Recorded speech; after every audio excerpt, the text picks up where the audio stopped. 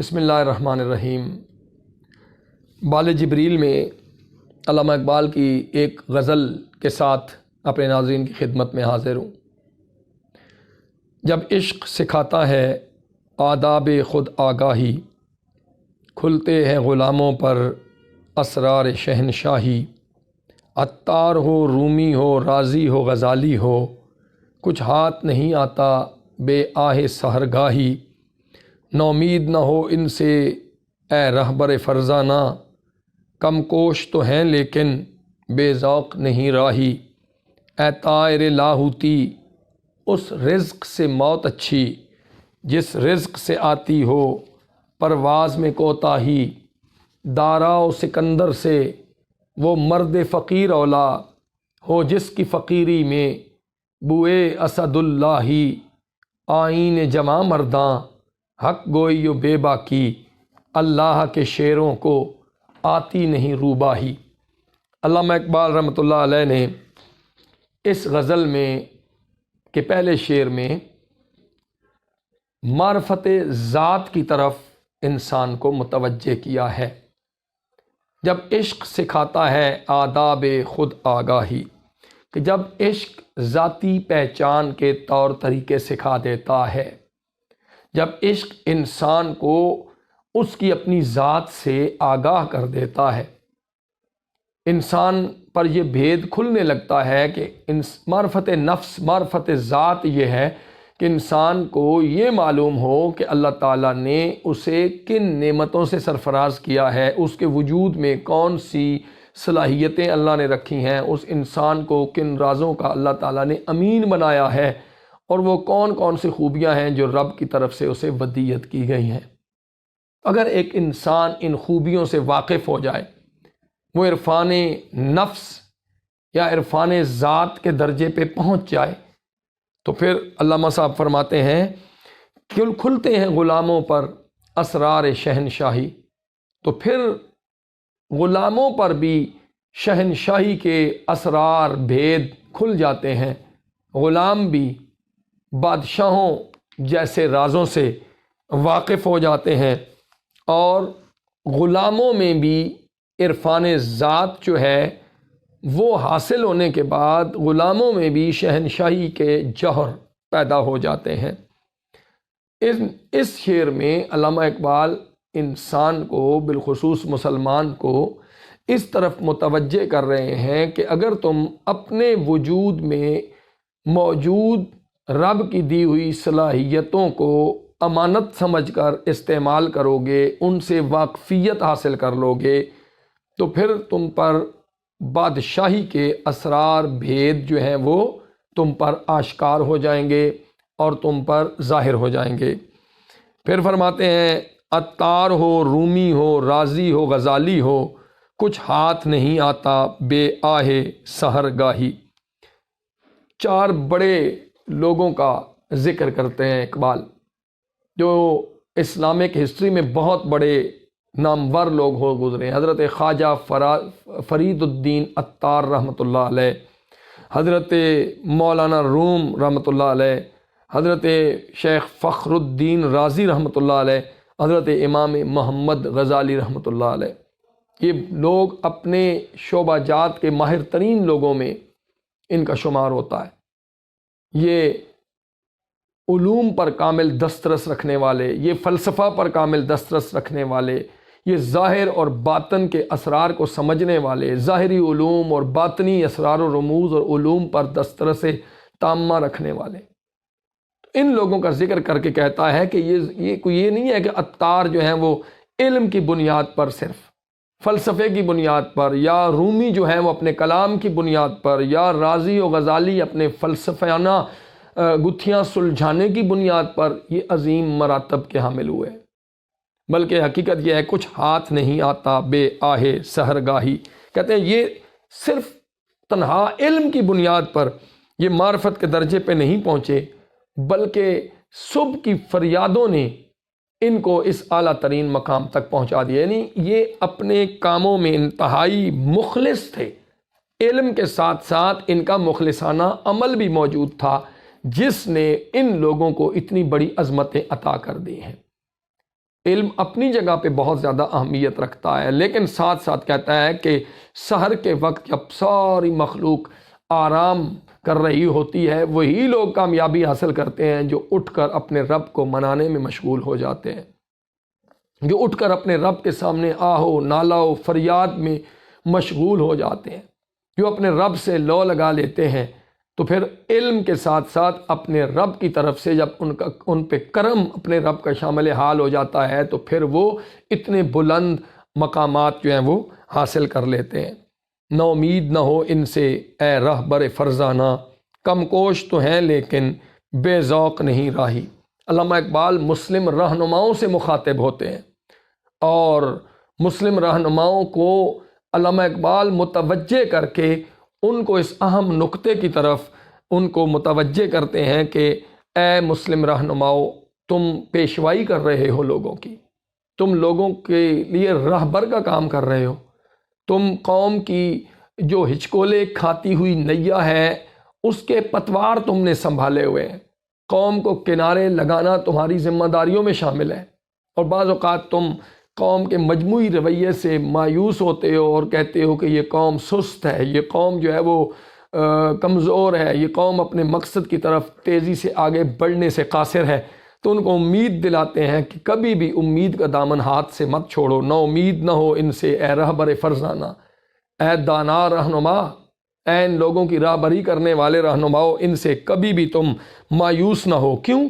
کم کوش تو ہیں لیکن بے ذوق نہیں راہی۔ کہتے ہیں کہ یہ لوگ جو ہے نا، یہ اگرچہ تن آسان ہو گئے، یہ راحت پسند ہو گئے، لیکن ان کے اندر ذوق، شوق، جوش اور خروش موجود ہے۔ یہ رہنما کی ذمہ داری ہے کہ ان لوگوں کے ذوق و شوق میں اضافہ کرے، ان لوگوں کے جوش و خروش کو بڑھاوا دے، اور ان کو اپنی منزل کی طرف اپنی نگرانی میں تیزی سے پیش قدمی کرنے پر ان کو مجبور کرے اور ان کو اپنے ساتھ لے کر چلے۔ اور پھر آگے یہ کہتے ہیں کہ اے طائر لاہوتی، اس رزق سے موت اچھی جس رزق سے آتی ہو پرواز میں کوتاہی۔ علامہ اقبال کا یہ شعر ضرب المثل کی صورت اختیار کر چکا ہے۔ اکثر لوگ جو ہیں وہ اس شعر کو وہ بڑی بڑی محافل میں، بڑی بڑی تقریبات میں وہ استعمال کرتے ہیں، اس کا برمحل استعمال ہوتا ہے یقیناً۔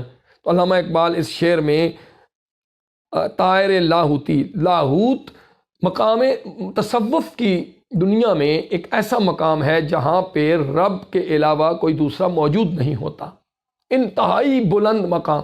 تو کہتا ہے کہ اے انسان، اے مسلمان، تو کون ہے؟ تو لاہوت کی اعلیٰ ترین فضاؤں میں اڑنے والا ایک پرندہ ہے، تجھے وہ اعلیٰ ترین مقام حاصل ہے۔ اے طائر لاہوتی، اس رزق سے موت اچھی جس رزق سے آتی ہو پرواز میں کوتاہی۔ اے انتہائی بلند مقامات پر اڑنے والے پرندے، وہ رزق جو تیری اڑان میں کمی لانے کا سبب بنتا ہے، اس سے بہتر ہے کہ وہ رزق کھائے بغیر تو مر جائے، اس سے بہتر ہے کہ تو موت کو گلے لگا لے۔ تو جب ایسا رزق جو تجھے تیرے مقصد سے غافل کر لے، ایسا رزق جو تیری بلند سوچ سے تجھ کو محروم کر دے، علامہ کہتے ہیں کہ اس رزق سے اے بلندیوں میں پرواز کرنے والے، تجھے موت آ جائے تو یہ تیرے حق میں زیادہ بہتر ہے۔ اگر ہم اس بات پہ غور کریں تو اس دنیا میں انسان کے لیے سب سے بڑی آزمائش رزق ہے۔ انسان اس کے لیے حلال اور حرام کی تمیز کو بھول جاتا ہے، اچھائی اور برائی میں فرق کو مٹا دیتا ہے، انسان جائز اور ناجائز کی تمیز کو سے بے بہرا ہو جاتا ہے، انسان ان چیزوں کو خاطر میں نہیں لاتا، اور نتیجہ یہ نکلتا ہے کہ انسان جو ہے وہ حق کے راستے سے برگشتہ ہو جاتا ہے، حق کے راستے سے وہ منہ کو پھیر لیتا ہے۔ علامہ اقبال علیہ رحمت اس شعر میں مسلمانوں کو بالخصوص مخاطب کر کے کہتے ہیں کہ اے مسلمانوں، وہ رزق جو تمہیں حق سے برگشتہ کر دے، وہ رزق جو تمہیں حق کے راستے سے ہٹا کر تمہیں کسی اور راستے پہ چلانے کی طرف لے جائے، وہ رزق جو تم سے حلال و حرام کی تمیز کو چھین لینے کا باعث بنے، بہتر یہ ہے کہ اس رزق کے حصول کی بجائے تم موت کو اپنے گلے لگا لو، تو یہ تمہارے حق میں بہتر ہے۔ اے طائر لاہوتی، اس رزق سے موت اچھی جس رزق سے آتی ہو پرواز میں کوتاہی۔ اے مسلمان تو اپنے منزل پر تو متوجہ رہ اور اپنی منزل کی طرف ہی تو دیکھتا رہ۔ آگے کہتے ہیں دارا و سکندر سے وہ مرد فقیر اولا ہو جس کی فقیری میں بوئے اسد اللہ، اس میں حضرت علی کرم اللہ وجہ الکریم کے فقر اور آپ کی درویشی کی طرف متوجہ کرتے ہوئے کہتے ہیں کہ دو بڑے بادشاہوں کا ذکر کرتے ہیں۔ دارا بہت بڑا بادشاہ گزرا ہے، سکندر اعظم جس کو کہتے ہیں، الیگزینڈر دا گریٹ، سکندر یونانی بھی کہا جاتا ہے، اس کا ذکر کرتے ہیں۔ کہتے ہیں دارا اور سکندر سے وہ مرد فقیر اولا، کہ دارا اور سکندر سے حضرت علی کرم اللہ وجہ الکریم کا وہ فقیر جس کی فقیری میں حضرت علی کا رنگ ہو، حضرت علی کی عاجزی ہو، حضرت علی کا فقر جس میں موجود ہو، ایسا فقیر جو ہے وہ دارا اور سکندر جیسے بادشاہوں سے بھی اعلیٰ و افضل ہے۔ علامہ اقبال نے اس شعر میں مسلمانوں کو بے نیازی کا درس دیا ہے کہ تمہارے پاس جو کچھ ہے اس کو اپنے پاس رکھو، لیکن اگر تم بہت زیادہ کے لیے ہر چیز کو چھوڑ دو، حرام اور حلال کی تمیز کو اگر مٹا دو گے تو وہ تمہارے کسی کام کا نہیں ہے۔ ایسا فقیر جس میں حضرت علی کرم اللہ وجہ الکریم کی فقر کی جھلک نظر آتی ہو، حضرت علی کرم اللہ وجہ الکریم کی سادگی کی طبیعت نظر آتی ہو، حضرت علی کرم اللہ وجہ الکریم کی عاجزی و انکساری نظر آتی ہو، اس فقیر کو عظمت حاصل ہے دارا اور سکندر جیسے بادشاہوں پر۔ آئین جواں مرداں حق گوئی و بے باکی، اللہ کے شعروں کو آتی نہیں روباہی۔ اقبال نے اس شعر میں جواں مردی کا شیوا بتایا ہے کہ جواں مرد وہ نہیں ہوتا کہ جو محض دشمنوں کو پچھاڑ دے، جواں مرد وہ نہیں ہوتا جو بہت طاقتور اور تنو مند ہو، جواں مرد وہ نہیں ہوتا کہ جو محض کسی پہلوان کو چاروں شانے چت کر دے، بلکہ کہتے ہیں کہ حقیقی طور پر جواں مرد کون ہے؟ آئین جواں مرداں، جواں مردوں کا یہ دستور ہے، جواں مردوں کا یہ آئین ہے، جواں مردوں کا شیوا ہے، جواں مردوں کی پہچان یہ ہے کیا؟ حق گوئی ہو بے باکی۔ دو چیزوں کی طرف متوجہ کرتے ہیں کہ آج ہمارے معاشرے میں جس طرح دھوکہ ہے، فریب ہے، نفسا نفسی ہے، ایک دوسرے کو پیچھے چھوڑ دینے کی دوڑ لگی ہوئی ہے، علامہ اقبال نے ہماری توجہ اس طرف مبذول کرائی ہے کہ جواں مردوں کا شیوا اور طریقہ یہ ہے کہ وہ حق گوئی، وہ ڈٹ کر سچی بات کرتے ہیں۔ آج ہمارے معاشرے میں اگر اس شعر کو ہی ہم دیکھ لیں، ہمارے معاشرے میں یہ چیزیں ناپید ہو چکی ہیں۔ آج سچی بات کرنے والے لوگ معدود چند ہیں۔ اب بڑی تیزی سے لوگ جھوٹ کی طرف راغب ہو رہے ہیں اور جھوٹ کو بڑائی کے طور پہ، فخر کے طور پہ بیان کیا جاتا ہے۔ علامہ اقبال کہتے ہیں کہ نئی لوگوں سنو، آئین جواں مرداں حق گوئی و بے باکی۔ جواں مردوں کا اصول، شیوا، دستور، طریقہ یہ ہے کہ وہ حق گو ہوتے ہیں اور بے باک ہوتے ہیں۔ وہ بغیر کسی ڈر کے، بغیر کسی خوف کے وہ سچی بات مرد میدان کی طرح کرتے ہیں، اور اللہ کے شعروں کو آتی نہیں روباہی۔ کہتے ہیں ایسے لوگ ہی اللہ کے شعر ہوتے ہیں، اور ان لوگوں کو کسی کو دھوکہ دینا ان لوگوں کی سرشت میں شامل نہیں ہوتا ہے۔ یہ لوگ لومڑی کے طور طریقوں کی طرح کسی کو رسوا نہیں کرتے، کسی کو چالاکی سے اپنے دام فریب میں نہیں پھنساتے، بلکہ جو بات بھی کرتے ہیں یہ جواں مردوں کی نشانی ہے کہ وہ ڈنکے کی چوٹ پر کرتے ہیں۔ اللہ تعالیٰ علامہ اقبال رحمۃ اللہ علیہ کی قبر پر کروڑوں رحمتوں کا نزول کرے کہ انہوں نے امت کے لیے ایک رہنما اصول جو ہیں وہ متعین کیے ہیں۔ اللہ تعالیٰ ہمیں کلام اقبال کا فہم عطا کرے، اس پر عمل کرنے کی توفیق عطا فرمائے۔ السلام علیکم ورحمۃ اللہ وبرکاتہ۔